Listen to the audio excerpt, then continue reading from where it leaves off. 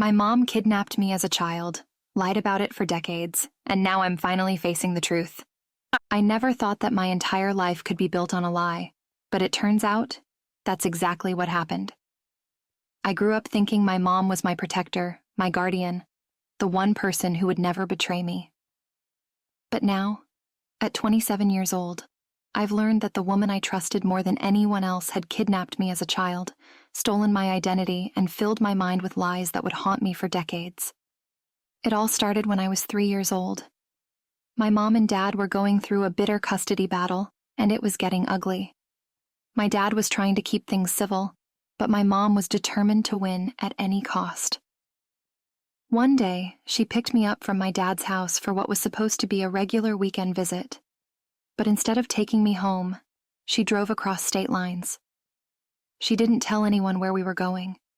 She didn't even tell me. All I knew was that we were on a long car ride, and every time I asked where we were going, she just said, "It's a surprise." I remember being confused, but I trusted her. After all, she was my mom. We ended up in a small town hours away from where I'd grown up. We checked into a cheap motel, and she started telling me that we were going on an adventure, that we were running away from the bad guys. I was too young to understand what was happening, but I could sense the tension in her voice, the urgency in her movements. The next morning, my mom sat me down and said we were starting a new life. She told me that my dad was dangerous, that he had hurt us both, and that we were finally free. She said I couldn't call him anymore, couldn't talk about him to anyone, because if the wrong people found out where we were, he'd come after us. At 3 years old, I believed her. Why wouldn't I? She was my mom, and I had no reason to doubt her. The years that followed were filled with constant fear and instability. My mom moved us around constantly, always looking over her shoulder as if someone was chasing us. She changed my name, told me it was for my safety, and drilled into my head that my dad was the enemy. She said he was abusive, that he didn't love me, and that he would hurt me if he ever found us.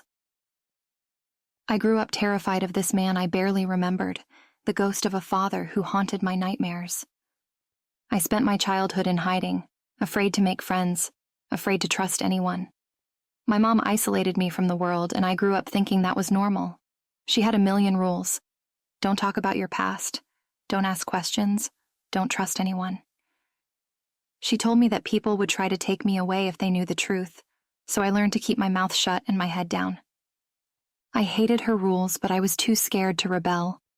Every time I misbehaved, she would remind me of what she had sacrificed to keep me safe. She'd cry and tell me that she was the only one who loved me, that I was lucky she had rescued me from my father's clutches.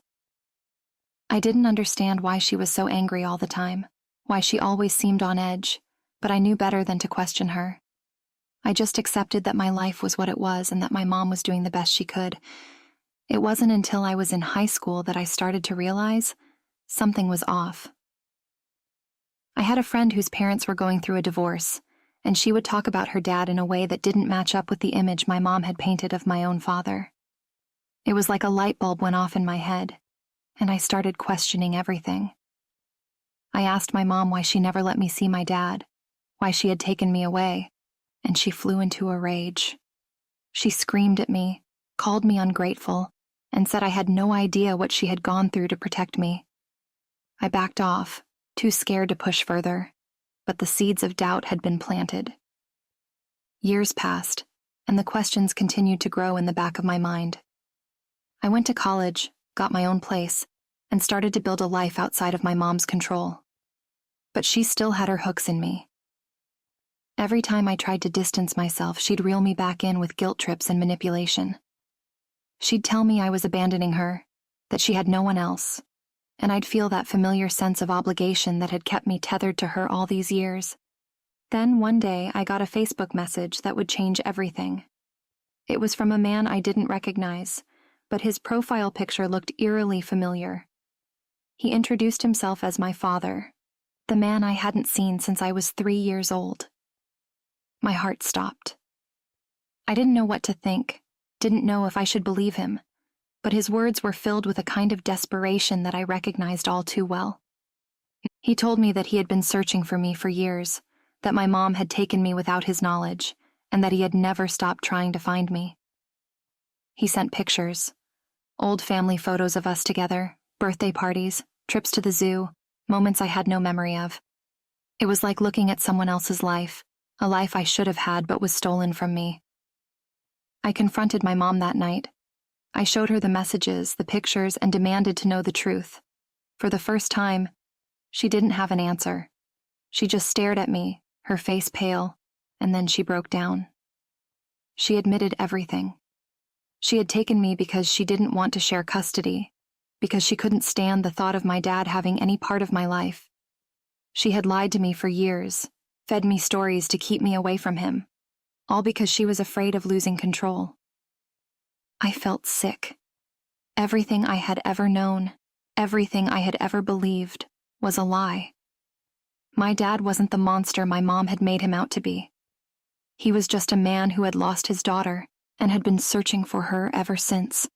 I spent the next few days in a haze, trying to process everything. I had so many questions, but every time I tried to talk to my mom, she would either lash out or break down in tears. She kept saying she was sorry, that she did what she thought was best, but her apologies felt hollow. I couldn't look at her without feeling a wave of anger and betrayal. She had stolen my childhood, my relationship with my dad, and filled my mind with lies that I was only just beginning to untangle. I decided to reach out to my dad. I was terrified. What if he wasn't the man he seemed to be? What if my mom had been right all along, and I was just setting myself up for more heartache? But I needed answers, and I couldn't keep living in the shadow of my mom's deception. I agreed to meet him at a coffee shop a few towns over, a neutral place where we could talk without my mom's influence looming over us. When I walked in, my dad was already there, nervously fidgeting with his coffee cup. He looked older than I had imagined, the years of searching for me clearly etched on his face. But when he saw me, his eyes lit up with a mix of hope and sadness that broke my heart. I sat down, and for a moment, neither of us knew what to say. It was like meeting a stranger who knew everything about me, but whom I knew nothing about. He started by telling me his side of the story, how he and my mom had been young and in love, but their relationship had quickly soured after I was born. He admitted they had fought a lot, mostly about money and my mom's possessiveness, but he swore up and down that he had never hurt her, never hurt me, and that all he had ever wanted was to be a part of my life. He had tried to get custody, but my mom had disappeared with me before the court could make a decision. For years, he had searched, hired private investigators, and even traveled to different states following leads, but it was like we had vanished. Hearing his story was like a punch to the gut. I couldn't believe that my mom had put him through all of this, and by extension put me through it too. The man sitting across from me wasn't a villain. He was a father who had lost his child. He pulled out a stack of letters, old and worn, that he had written to me over the years. Birthday cards, Christmas messages, little notes about his life, all addressed to me but never sent. He had written them in the hopes that one day he'd be able to give them to me in person. We spent hours talking, piecing together the fragments of a relationship that had been ripped apart before it could even begin. He told me about his life, his new family, and how he had never stopped thinking about me. He showed me pictures of my half-siblings, kids who had grown up knowing they had an older sister out there somewhere. It was overwhelming, and I couldn't help but feel a sense of loss for the years we could never get back. When I finally left, my dad hugged me tight, and I realized how much I had missed out on. I wanted to be angry, to scream and cry about everything that had been stolen from me, but all I felt was exhaustion. I drove home in silence, my mind racing with everything I had learned. I knew that my life would never be the same, and I didn't know what to do next. Back at my apartment, my mom was waiting for me. She looked anxious, like she knew exactly where I had been. She tried to act casual, asking me about my day, but I could see the fear in her eyes. I didn't hold back. I told her everything. How I had met my dad, how he had been searching for me for years, and how I finally knew the truth. She tried to defend herself, but her excuses sounded pathetic and desperate. "You don't understand," she said, her voice trembling. I did it for you. I did it to protect you.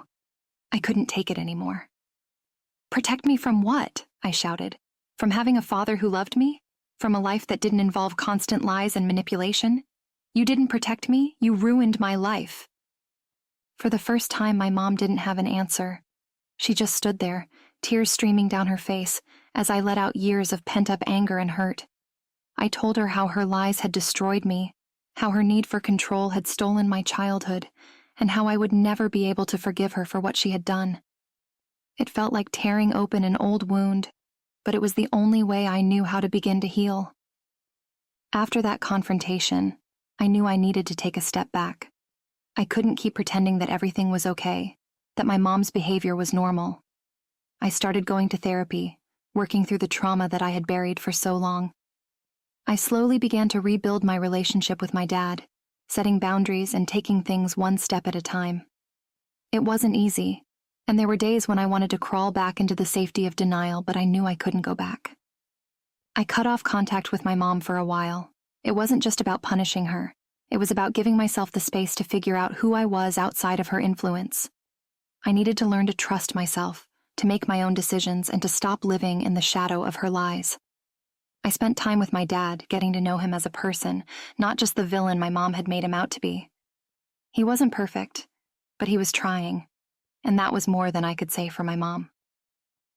As I spent more time with my dad, I started to see glimpses of the life I could have had, the life my mom had stolen from me. He introduced me to my half-sisters, who were ecstatic to finally meet the big sister they had heard about for so long. They were younger than me, but we clicked instantly. It was strange, feeling like a stranger in your own family, but they welcomed me with open arms, eager to make up for lost time. I could see the pain in my dad's eyes every time he watched us together, knowing that we had missed out on so many years. One weekend, he took me to the old house he had lived in when I was a child. It was run down now, the paint peeling, and the yard overgrown, but I could picture the memories that had once filled the space. My dad showed me my old bedroom, a small room with faded pink walls and a tiny window that looked out onto the street. He told me stories about when I was little, how I used to dance in front of the mirror and make him read the same book over and over until I fell asleep. It was bittersweet, hearing these stories that felt both familiar and foreign. They were memories that belonged to me, but I couldn't recall any of them. We sat on the porch, looking out at the neighborhood, and my dad turned to me with a sad smile. I wish I could give you back the years we lost, he said quietly. I don't know how to make up for all the time that was stolen from us. I didn't know what to say. Part of me wanted to reassure him, to tell him that none of this was his fault, but another part of me was still grieving the life I never got to have. I knew my mom's actions weren't his responsibility, but the pain of what we had lost was hard to ignore. As we talked, I realized that my dad wasn't just someone who had been hurt by my mom's lies. He was someone who had been robbed of his chance to be a father. He had missed my first steps, my first words, every milestone that should have been his to witness. And yet, despite everything, he was still here, still trying to be a part of my life. It was more than I could have ever hoped for, and I felt grateful that he hadn't given up on me, even when I didn't know he existed. In the meantime, my relationship with my mom continued to deteriorate. Every time she reached out, it was the same cycle of manipulation and guilt. She would call, leaving voicemails filled with crocodile tears, begging me to come home and saying that she missed me. But when I didn't respond, her tone would change. She'd send angry messages, blaming me for abandoning her, calling me ungrateful and accusing me of betraying her. It was exhausting, and I knew that if I didn't set firm boundaries, I would get sucked back into her toxic web. I went back to therapy, this time focusing on my relationship with my mom. My therapist helped me understand that my mom's behavior wasn't my fault, that I wasn't responsible for her happiness, and that I had every right to cut ties if it meant protecting my own well-being. It was a hard pill to swallow, but I knew it was necessary. I had spent my whole life trying to please her, trying to be the perfect daughter, but it was never enough. No matter what I did, she always found a way to make me feel small, unworthy, and broken. It took months, but I eventually mustered the courage to confront my mom one last time. I went to her house, determined to get some kind of closure, to put all of this behind me once and for all. When she opened the door, she looked shocked to see me, like she never expected I'd have the nerve to stand up to her. I didn't waste any time. I laid everything out on the table. I told her that I knew the truth, that I was done playing her games, and that I was tired of living in the prison she had built for me. She tried to interrupt, to spin her usual lies and excuses, but I wasn't having it. For the first time, I didn't let her control the narrative. I told her how much she had hurt me, how her lies had poisoned my childhood, and how I would never forgive her for what she had done. I told her that I was done being her pawn, that I was taking back my life, and that I wouldn't let her dictate my future any longer. She stood there stunned, unable to muster a response. I could see the fear in her eyes, the realization that she had finally lost control. And in that moment, I felt a strange sense of peace. I had spent so long trying to make her understand, to get her to see the damage she had caused, but I finally realized that I didn't need her validation. I didn't need her to admit she was wrong or to beg for my forgiveness. I just needed to let go. I left her house that day knowing that I might never see her again. It was a painful thought, but it was also freeing. I had spent so much of my life trapped in the lies she had spun, but now I was carving out a new path, one that was mine and mine alone. I was finally free from her grasp, free to rebuild my life on my own terms. I continued to work on my relationship with my dad, slowly building the bond that had been stolen from us. It wasn't perfect, and we had a lot of catching up to do, but we were trying. He came to my apartment for dinner, met my friends, and even attended therapy with me to work through the scars that our separation had left. It wasn't always easy, but it was worth it. One night, as we sat together in my living room, my dad looked at me and said something that stuck with me. "We can't change the past," he said softly, "but we can decide what we do with our future. And I'm so grateful that you're a part of mine." For the first time in a long time, I felt like I had a family again. It wasn't the family I had grown up believing in, but it was real, and it was mine. And as I continued to move forward, I knew that I was no longer defined by my mom's lies or the years we had lost. I was defined by my own strength, my own resilience, and the love I had finally found on the other side of the truth. With time, things began to stabilize. I started to feel a sense of normalcy that I hadn't known in years. I focused on my career, invested in friendships, and built a life that felt truly mine. My relationship with my dad continued to grow, slowly but steadily. We weren't just repairing our bond. We were creating something entirely new, something that didn't have to be tainted by the lies of the past. I still had moments of doubt and anger, but I also had hope, and that was enough to keep me moving forward. My mom's presence in my life dwindled to nothing more than a shadow. I kept her blocked on social media, changed my number, and stopped responding to her desperate attempts to reach out. I knew she was still spinning her stories, still telling anyone who would listen that I had abandoned her, that I was ungrateful and cruel. But for the first time, her words didn't matter. I was no longer defined by her narrative. I threw myself into new experiences, things I'd never dared to try before. I traveled to places I'd only dreamed of, met people who inspired me, and even reconnected with old friends I'd lost touch with during the chaos of my childhood. I started volunteering at a local support group for victims of parental alienation, sharing my story in the hopes that it might help someone else feel less alone. It was cathartic, turning my pain into something that could make a difference, and it helped me realize that I wasn't just a victim. I was a survivor. One afternoon, I received an unexpected package in the mail. It was from my dad, a small, carefully wrapped box with a note attached. Inside was a photo album filled with pictures from my early years, the ones my dad had managed to keep safe through all the turmoil. There were photos of my first birthday, my first steps, family trips that I had no memory of, but that now felt like tiny pieces of a puzzle I was finally starting to put together. At the back of the album was a letter from my dad, written in his neat, precise handwriting. He talked about how much he had missed me, how he had always believed that one day we would find each other again. He told me how proud he was of the person I had become, how much he admired my strength, and how grateful he was to finally have me back in his life. Reading his words, I felt a rush of emotions that I couldn't quite put into words. I had spent so many years feeling lost, disconnected, like I didn't belong anywhere. But now, holding that album in my hands, I felt a sense of belonging that I hadn't known was possible. My dad had never given up on me, and now neither would I. As months turned into years, my life continued to evolve in ways I never could have imagined. I pursued my passions, found love, and built a home that was filled with warmth and laughter. My dad became a regular presence, not just as a figure from my past, but as a constant support in my present. We had our ups and downs, moments where the weight of everything we'd been through felt like too much, but we always found our way back to each other. One day, my dad asked me if I wanted to visit the grave of my maternal grandmother, someone I'd never met but had heard about through my mom's distorted stories.